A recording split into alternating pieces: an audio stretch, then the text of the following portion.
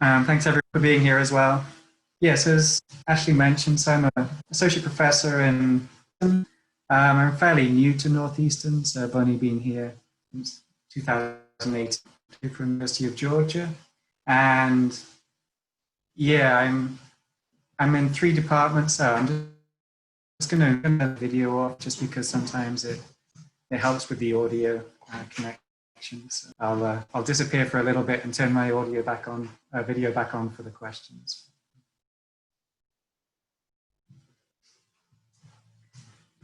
Yeah, so my work is interdisciplinary, so it covers a few branches of science, and that's why I have this appointment that spans these three departments of marine environment science, chemistry, and also civil and environmental engineering. I'm based on the main campus in Boston at the moment, but hope to move my lab out to the coast in the Hunt. And I mainly study the natural carbon cycle, which is what I'm going to be talking about today. But I also study plastics and how they're emerging as a global threat to ecological systems and human health as well. So we're going to talk about permafrost here, but I wanted to start larger than permafrost at the global scale. So that was to introduce the Earth system science, or biogeochemistry.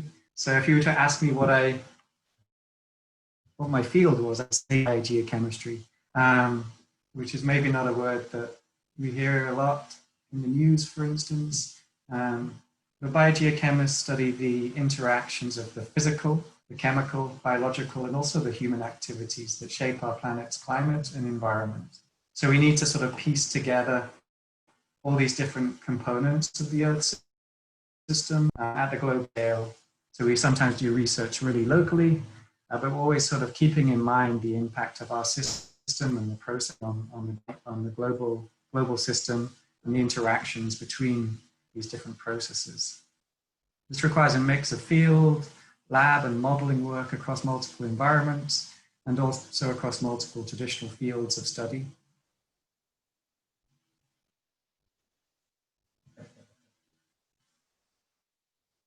So as biogeochemistry is not that well known popularly as a field, this slide just kind of introduces it, a tiny bit of history. So this is Vladimir Vernadsky, who's sort of seen as the grandfather of biogeochemistry. And where Darwin taught us that life evolved, then Vernadsky had the insight that life, the physical and the chemical environment, all evolved together. And we can think of major physical events that impacted the evolution on Earth, so that direction from physical to biological feedback.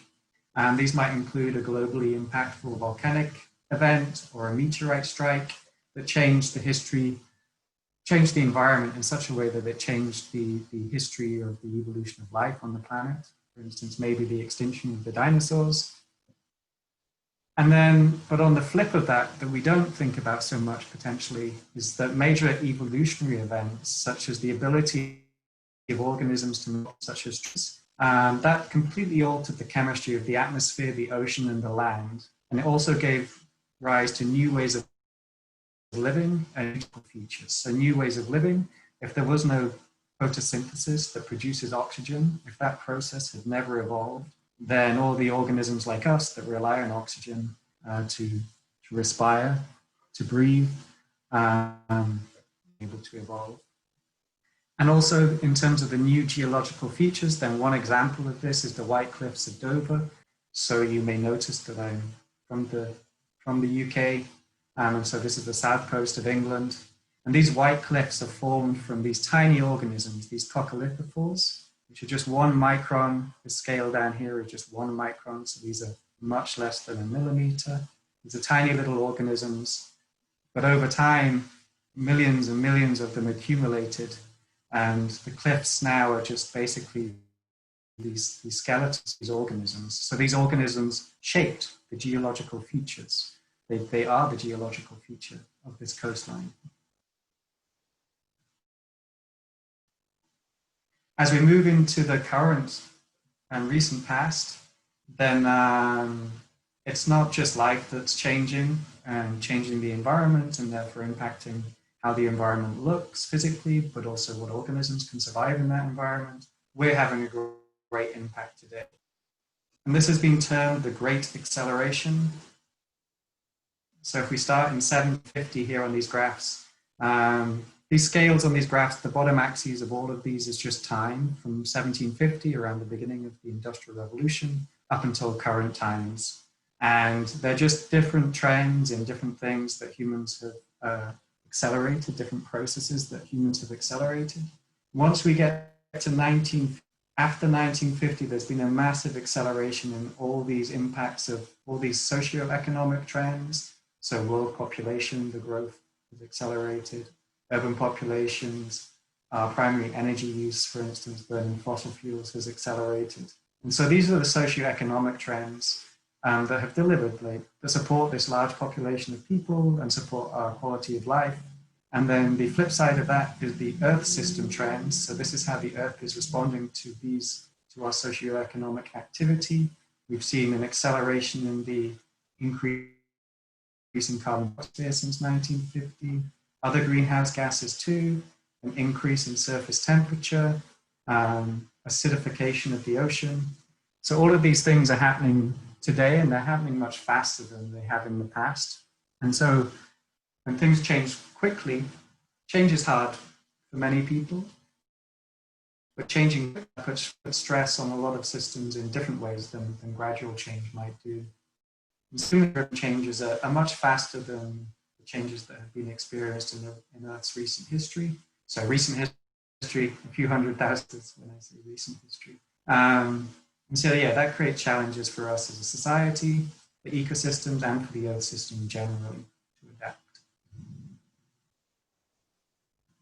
And one of the things we need to think about when we're trying to predict how the Earth system will change and adapt is that systems in general are hard to predict, and that unpredictability can come from things like extreme events where we just really can't predict them.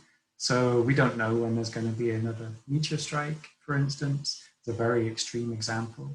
And that would just be a rare event that happens and we can't really build of our future. Other things that make it hard to model the future and to understand risk going into the future is the complexity of the system. And today, we don't just need to understand how the natural system works, but we need to understand how human activity couples to that natural system at the global scale. So that means understanding a bit of socio-political theory and what's going to happen to human activity in the future as well. And for this lecture, or this talk, then I'm going to talk specifically about how we need to understand feedback loops and potential tipping points in the Earth system. And so that's what I'll introduce next. So a feedback loop just shows us if that one disturbance or one event has upon another event within a system. And so here we have something, A in this case, something changes with A, which causes a change in B, which causes a change in C, which causes a change in D, and it's a loop. So the change in D then causes a change in A. So there's no direction implied here. If we go to the next slide, then of a positive feedback loop. And in a positive feedback loop, the more of one thing leads to more of another thing. So you have an acceleration or an increase in the impact of the initial event. And so in this case, it's an example of air conditioner use. And so air conditioners used to be a rare event. Well, first of all, if we go back, they didn't exist, so they were invented. But then they were just rarely used and have become more and more prominent over time due to changing social norms, what temperatures we're comfortable dealing with, what we think our room should be like.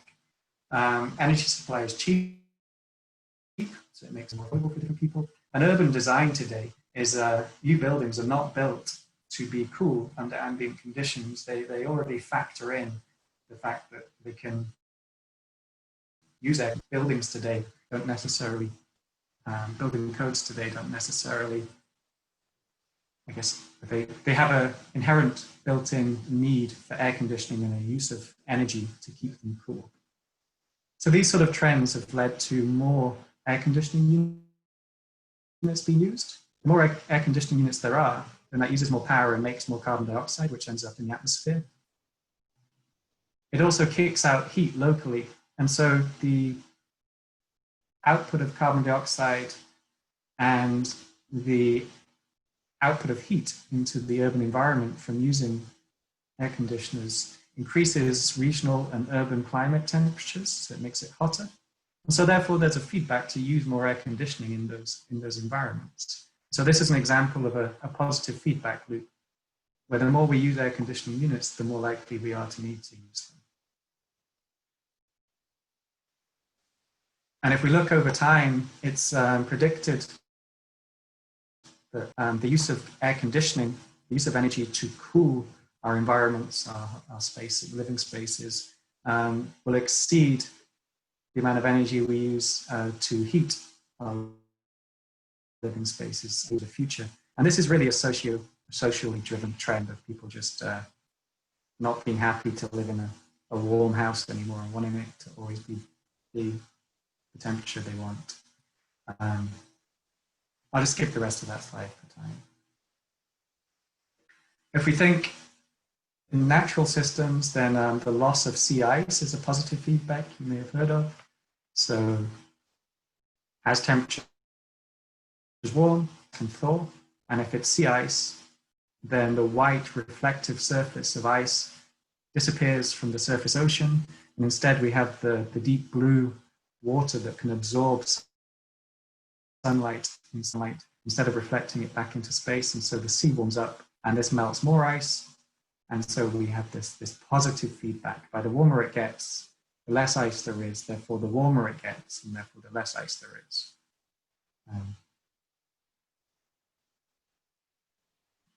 Okay. So the flip side of a positive feedback is a negative feedback.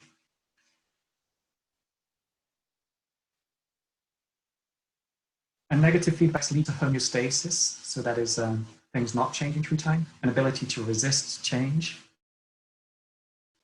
And we can think of the air conditioner itself, where even though there's a positive feedback with climate, the air conditioner itself, or our heating in our home, we set the thermostat. The thermostat sets up a negative feedback where if it gets colder in our house, the heating comes on. If it gets hotter in our house, the AC comes on.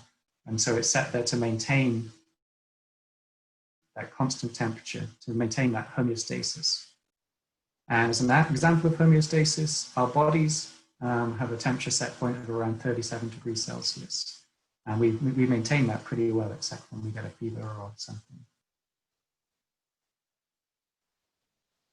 And the example of humans and our body temperature is an example of us being endotherms. So we, like this mouse, we can live in multiple different temperatures inside today, and we'll maintain our body temperature at 37 degrees, just like this mouse. But if a snake, it's an ectotherm, it doesn't have this ability to maintain homeostasis, to have this negative feedback effect. So it just changes temperature with the environment, more or less.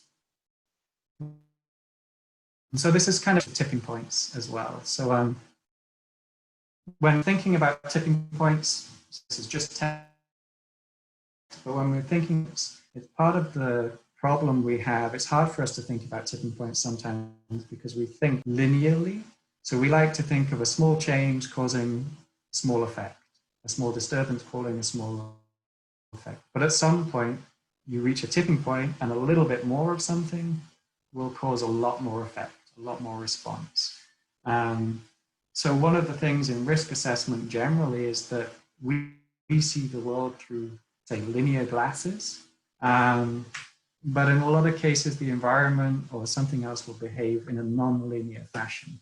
And if we go back to the example of the mouse, then we can see that this mouse is perfectly happy at all these temperatures. It's just going to expend a little bit more energy to cool itself down when it gets hot and a little bit more energy to warm itself up when it gets cold. It's across this broad range of temperatures. But at some point, its body temperature starts to deviate from its homeostasis from its body set point. And as we approach these curves, that's where we're seeing tipping points. We're approaching tipping points. And the tipping point, the extreme tipping point for the mouse is death. And so if the mouse reaches the high temperature extreme that it can deal with, it will die. And we can see that as a tipping point where once it's dead, it can no longer regulate its temperature in the same way as it could when it's alive. A very simple, very extreme example of a tipping point. Once that has happened, outside temperature can return back to the conditions where the mouse was happy before, but the mouse is still going to be dead. And that's the danger with a tipping point. Once you pass it, there's no way back. So there's a lot of risk involved, and then you come back and the system no longer behaves the same anymore. There's no way for this mouse to become alive again.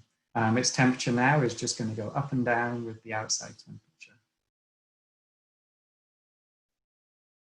Okay, so we can tip mice into new thermal regimes if we want to sort of use that language. And so in this case, this is a tipping point diagram. So here is the system, and we can think of that as the mouse or planet Earth. Resilience is how able the system is to resist the change in the forcing, so change in temperature in this case. So the mouse is able to maintain its body temperature all the way up until this tipping point. And if it doesn't go over this tipping point, it'll just be somewhere here. And when the temperature cools again, it will just come back down and it will stay in this system behavior. If it goes above this tipping point, in the case of the mouse, then it dies. And a new system state where its response to a change in temperature will be very different than it was when it was alive. Okay, so let's think about the temperature of Earth instead of the mouse.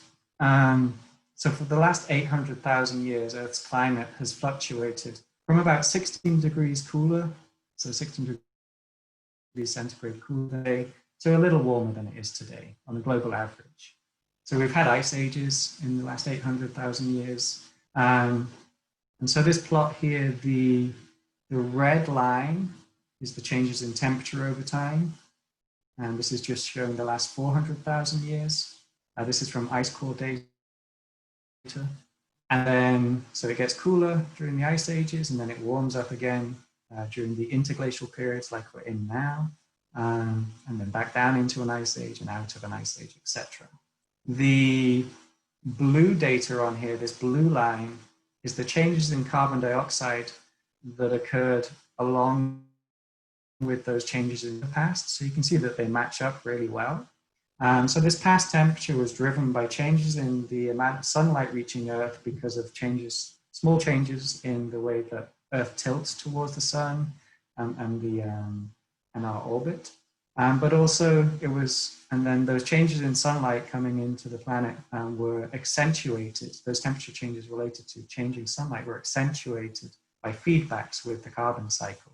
And so then the carbon cycle changes as well, and that accentuates, it's a positive feedback and accentuates the change that we see in temperature in this record.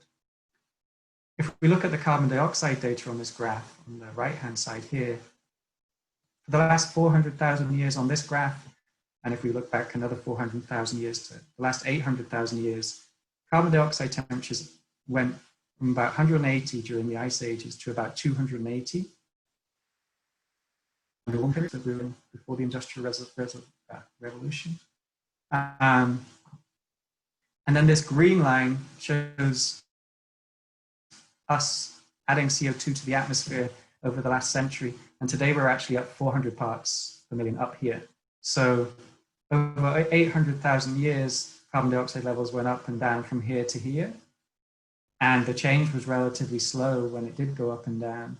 But then in the last 100 years, we've caused that same level of change already. We've increased carbon dioxide by over another 100 parts per million. So that's a big pressure on the Earth system. And so that carbon dioxide change is related to a perceived, predicted, and ongoing measured change in temperature.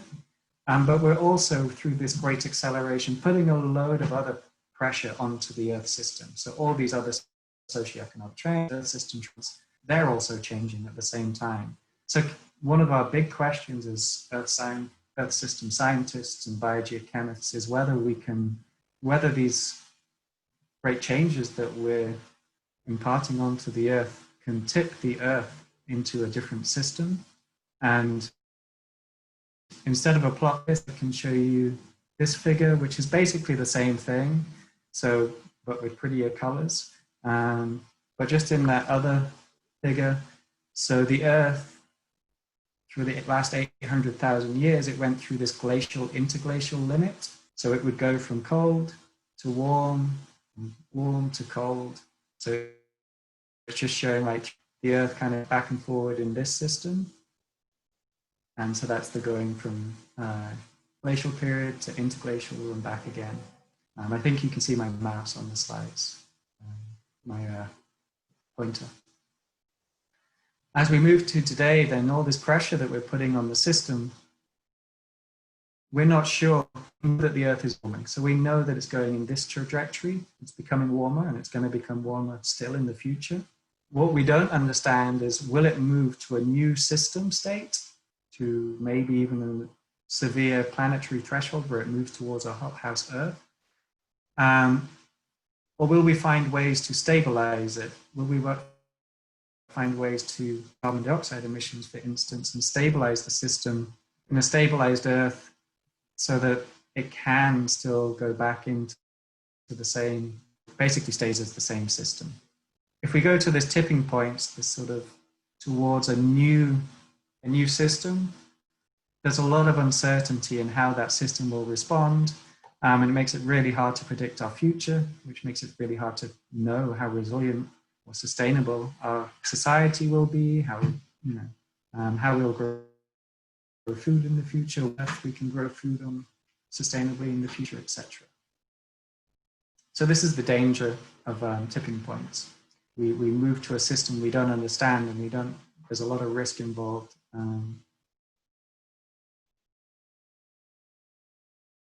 If we look around the world, there's a number of places where the Earth system could respond to human activity by causing one of these tipping points. Some of these are related to melting. So obviously, as it warms, things melt. And so removing ice from the Earth system changes things like the reflectivity of the planet. There's changes in the circulation of the ocean because of changes in temperature distribution. And then there's also biome loss. So this is the loss of different ecosystems, such as the Amazon rainforest that's important for carbon. In the rest of this talk, I'm going to focus on yet more permafrost up here, which you can see it's blue. So it's related to the thawing of this permafrost, the melting of this permafrost as climate warms. Okay. So permafrosts, what are they? They're the coldest soils on Earth. So we find the greatest distribution of them around the Arctic Circle. So this is looking down on the North Pole. So we're looking down right on top of the North Pole at the Arctic Ocean. And then this is the land around there. This is Greenland here, this big white area covered by a giant ice sheet. Boston down here. And the color on here, the blue on here, is where there's continuous permafrost. So that means if you were to go to any of these places where it's blue and you started to dig a hole, you would always find permafrost. You would find ice.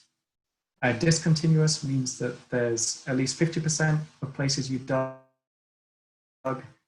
sporadic, less than 50, and I think more than 10, and then isolated is just really little pockets of permafrost. So occasionally you might hit ice. Okay. So that's where the permafrost is. And so this photo shows you a little bit more about what it is. So it's fall here. The ground right now is not frozen. And if we dug down, the ground wouldn't be frozen either. So there's no ice in our ground as deep. You can just dig down. In winter here, the surface soil is going to freeze. But if we dig down, the soil won't be frozen. In these areas where there's permafrost, it's kind of the opposite. So if you go there any time of year and you dig down, there is always ice in this permafrost layer. It's like the bedrock, but it's frozen soil instead of bedrock. And what happens is in the winter, just like here, then the active layer freezes. But and then in the summer, this active layer thaws. But it doesn't thaw all the way down. And so in Kolyma in Siberia here, if you dig down a few centimeters, a few inches, you'll hit ice. And then you could dig another like 30 meters, and there would just be continuous ice. So there's ice under this whole landscape. Just hit bedrock here. And it's there all year round and has been for thousands of years. Okay. So why do we, that's what permafrost is, why do we care about it so much? So this is graph again. This is a zoomed in version of the graph we were looking at for carbon dioxide change over time. This is just starting in 1950 and going to 2010. And on the right-hand axis here, I have how many petagrams of carbon there are in the atmosphere. So this is the mass of carbon dioxide in the atmosphere. Since the Industrial Revolution, around 150 petagrams of carbon have been added to the atmosphere, and that's linked to our changes in global temperature. But there are other stores of carbon on Earth that if we disturb, they can add to this carbon in the atmosphere. One of them is soil organic carbon. You notice this is a massive number, 2,200 petagrams. So 10 times the amount of carbon is stored in soils today as there is carbon dioxide that we've added to the atmosphere. So disturbing this would be a big deal. Dead biomass on land, so this is fallen trees, leaves, etc. There's a big pool. Living biomass on land, forests mainly, is a big pool of carbon. And the ocean contains a big pool of organic carbon as well. About permafrost, the permafrost, there we go, get that transition. Permafrost makes up about 1,700 petagrams of the soil organic carbon. So more than half of all the soil carbon on Earth is stored in frozen soils. And so it's been locked away for thousands of years in those frozen soils. But as the Arctic warms, then these soils are thawing. And we want to know what happens when the Arctic freezer breaks and this organic carbon is no longer frozen. Including a freezer, it will last a long time. It won't be degraded by bacteria. It will stay there. It's frozen. But if your freezer breaks, you know what a mess you end up with. A bunch of different gases get produced. And so we kind of want to understand what happens as the Arctic freezer breaks down as we warm the whole planet. Okay. So this brings us to the permafrost carbon, climate, and human feedback. So if we start at the top here, this is a feedback, a positive feedback loop. And so we start with high levels of greenhouse gases in the atmosphere. So we're adding CO2 to the atmosphere, for instance, that will increase global temperature. Increasing global temperature causes things to melt. Melting exposes previously frozen organic carbon in the soils to decay. So just like your freezer breaking down. The organic matter, as it decays, it releases more carbon dioxide and sometimes methane as well into the atmosphere. And so then we have more greenhouse gases in the atmosphere, which causes more warming, which causes more melting, which causes more organic carbon release. And so we have this positive feedback cycle set up, and that can then accelerate into the future, causing more and more warming. So that's the concern. There's a review noted down here that deals with this whole cycle. I tend to work in rivers and in natural waters, in glaciers, in rivers, and in the ocean. So my work that I'm about to present to you focuses on this portion of this feedback loop, and what happens as permafrost thaw, what happens to the organic carbon that's stored in these soils as they thaw, basically. To do that work, then that permafrost map we saw before show definitely have to go to the Arctic, to go further north than here. And I actually went, so I went to fly there.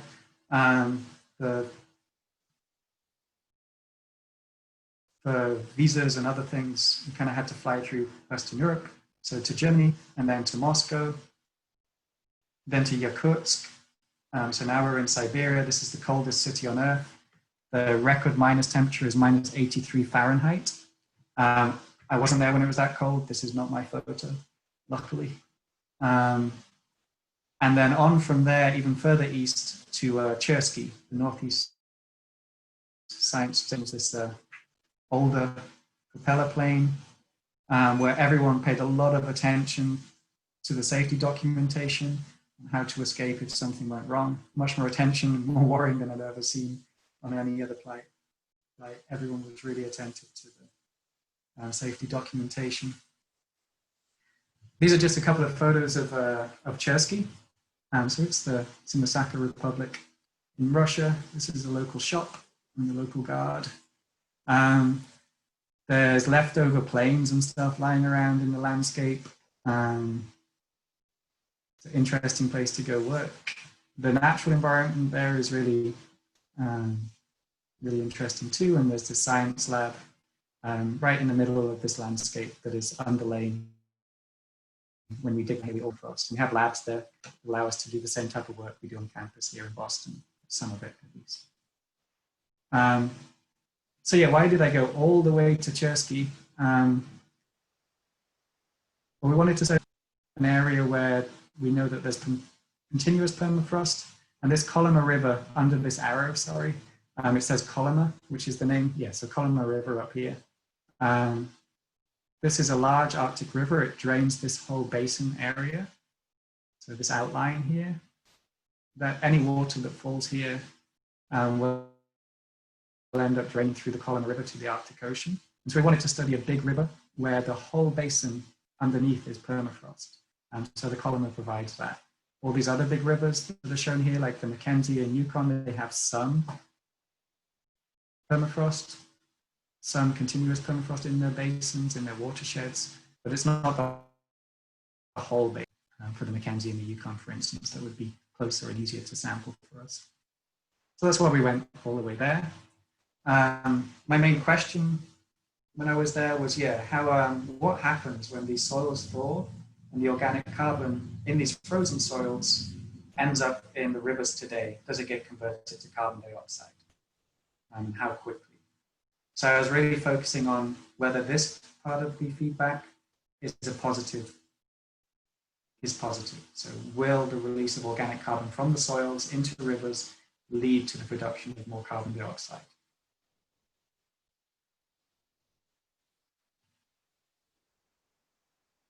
Go into the field. So we went on this little boat, and I was looking after this little kitten. We took him out on the Kolyma River to a weather station on the coast of the Arctic Ocean. And after we dropped him off, we came and we sampled the permafrost cliffs that bank the Kolyma River. So here's the little boat that we were in.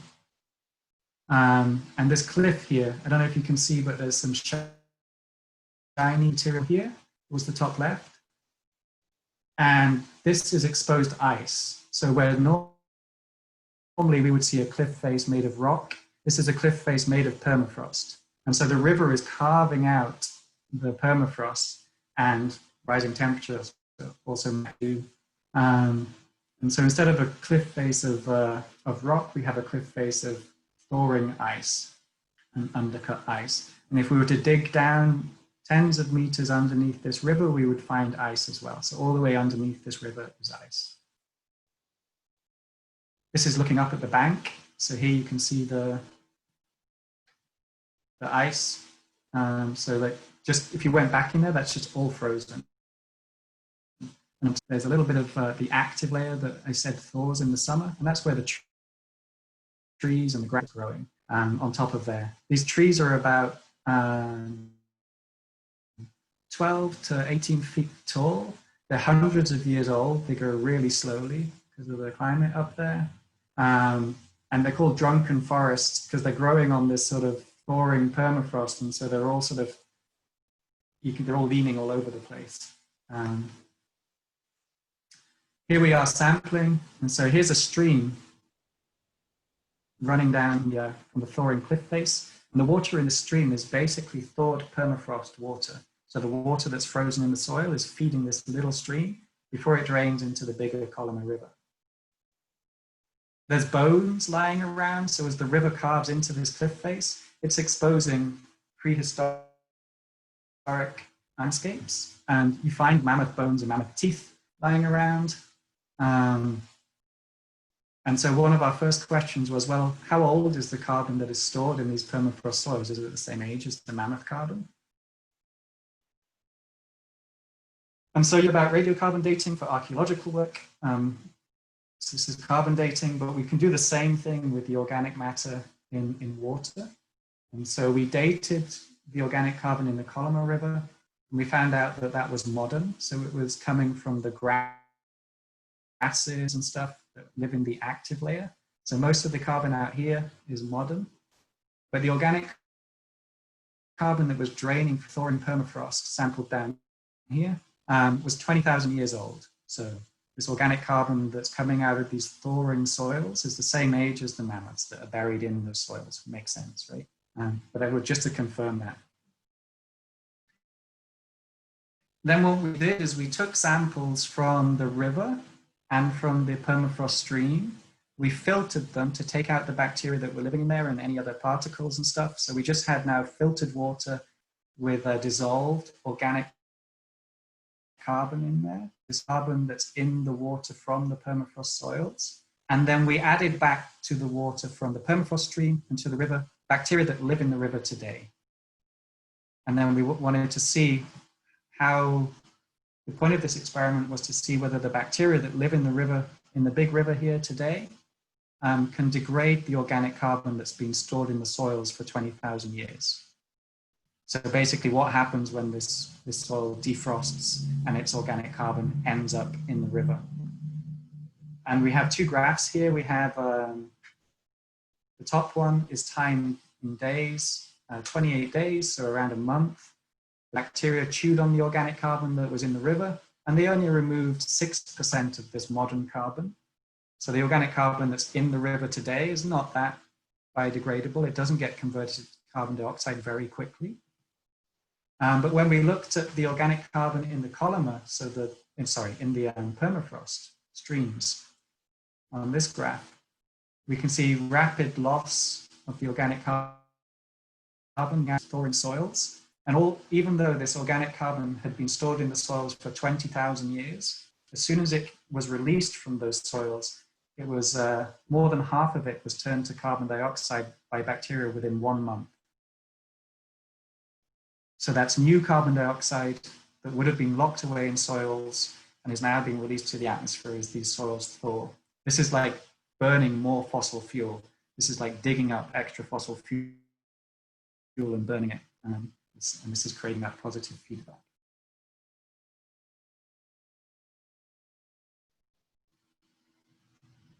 Yeah, so the link we studied as part of this whole loop, we studied this one link between the thawing soils and what happens to the carbon when it gets into rivers. We found a positive feedback here and a very quick one. So based on our work and other people's work studying this part of the feedback, it seems that as the permafrost thaws, then it will promote further warming. So it will make things worse rather than making them better. So the conclusions with respect to the permafrost component are that the organic carbon that dissolves from the permafrost as they thaw is old. It's highly bio-labile. That means the bacteria were able to convert it to carbon dioxide very quickly once it had defrosted and was in the river. So we think that biology is the main driver in this part of the positive feedback. It's the bacteria in the river that are important. There's still a lot of questions about how big this feedback will be and what time frame it will happen over. This has to do with how quickly the permafrost thaws and how much of it thaws, which other people are studying, and how much of this carbon then gets released into rivers, and what proportion of the released permafrost carbon is converted to carbon dioxide. Our study said in 1 month, it could be 60%. What is that number over 10 years? You know, like this organic carbon, it goes in the river and to the ocean. Probably even more of it can get converted to carbon dioxide over longer time periods. Yeah, and so this is the last slide beyond the question slide. So This is just to remind us that this is just one part. This is just one tipping point. And there's lots of people doing research in each of these other tipping points. And for a broader perspective on this, there's this this comment piece, which is written for a broad audience. Almost a year ago now, I guess, but still pretty up to date. Led by Timothy Langton, who's done a lot of work on saying that we can't just stumble into hitting one of these tipping points, because the risks of hitting one and what happens next, if we get into one of these positive feedback loops, it's very hard to, well, we can't row backwards afterwards, and the impacts could be extreme. Yeah, they highlight in their header of this is the threat of abrupt and irreversible climate changes must compel political and economic action on emissions. The only safe way to prevent this, the only sure way to prevent this, these type of tipping points being reached, is to curb carbon dioxide and other greenhouse emissions. Okay, so I will finish there and take any questions.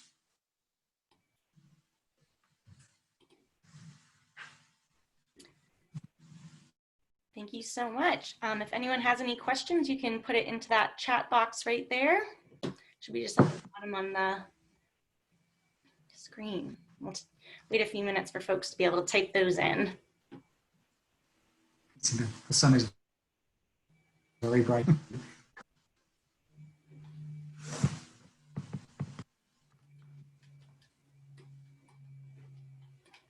Okay, so our first question, is there any way to stop the bacteria from releasing more CO2? Case,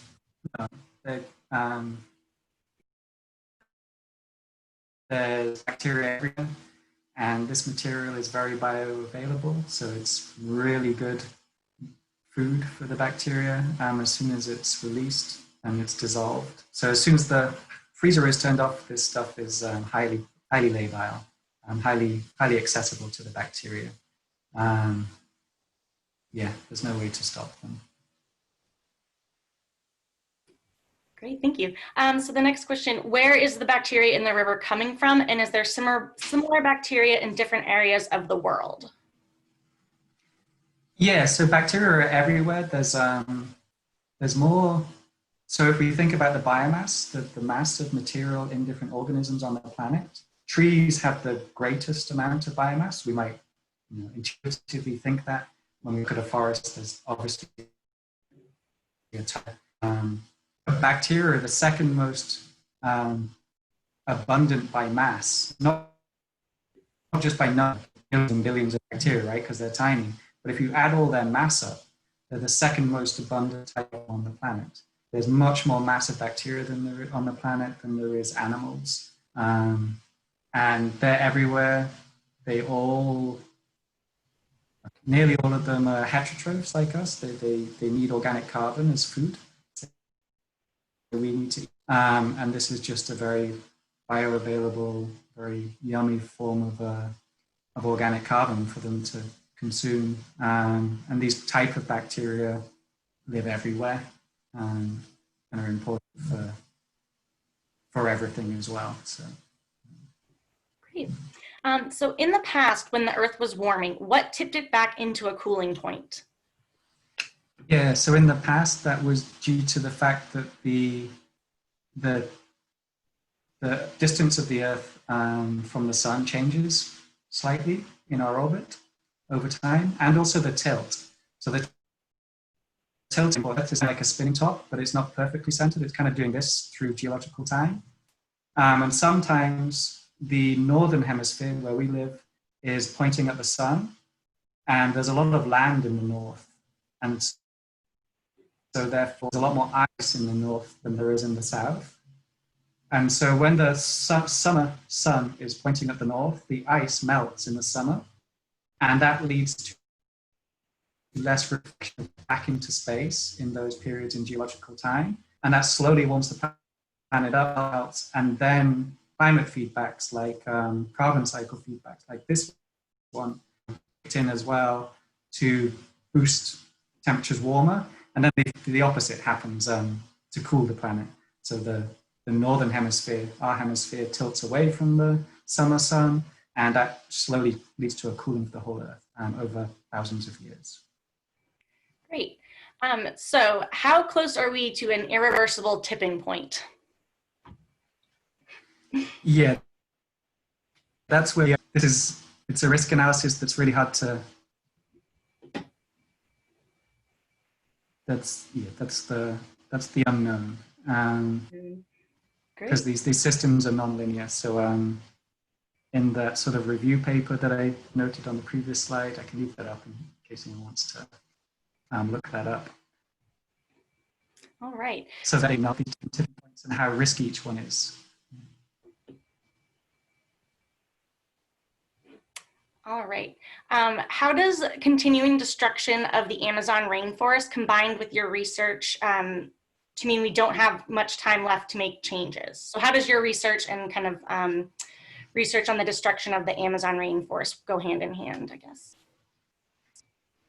Yeah, so there's, for the Amazon, there's two, we hear more about deforestation, so us cutting down the forests. Logging, etc. And so that's certainly removing a carbon store from the planet, and so is adding carbon dioxide to the atmosphere and reducing the planet's ability to take carbon dioxide out of the atmosphere and help reverse climate change. But this tipping point in this figure here, where it says Amazon rainforest dieback, that's what happens as the planet warms and the hydrological cycle, the water cycle, and where it rains on Earth will change, and it will get warmer, and parts of the rainforest will naturally change to savanna instead of rainforest. And so you think of this as a forest, and you can just think how much carbon storage there is difference there, right, between grass and trees, just by mass, just thinking about it. So that sort of feedback is related. Changes in hydrology and temperature in the Amazon will change what type of trees grow there, and it will slowly move to scrubland and savanna, store less carbon for us. Great. All right, and it looks like we have one last question in our chat box, and it's on a practical note. Are there generally any suggested settings for our home heat and air conditioning to help out with this? Yeah, on both extremes, just as warm as you can cope with your house in summer and as cool as you can cope with your house in winter.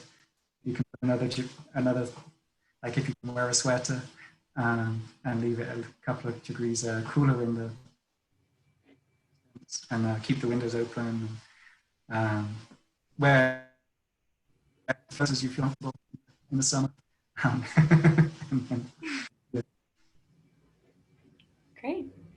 All right. Well, with that, I think we will end our presentation. Thank you so much for joining us. This was wonderful.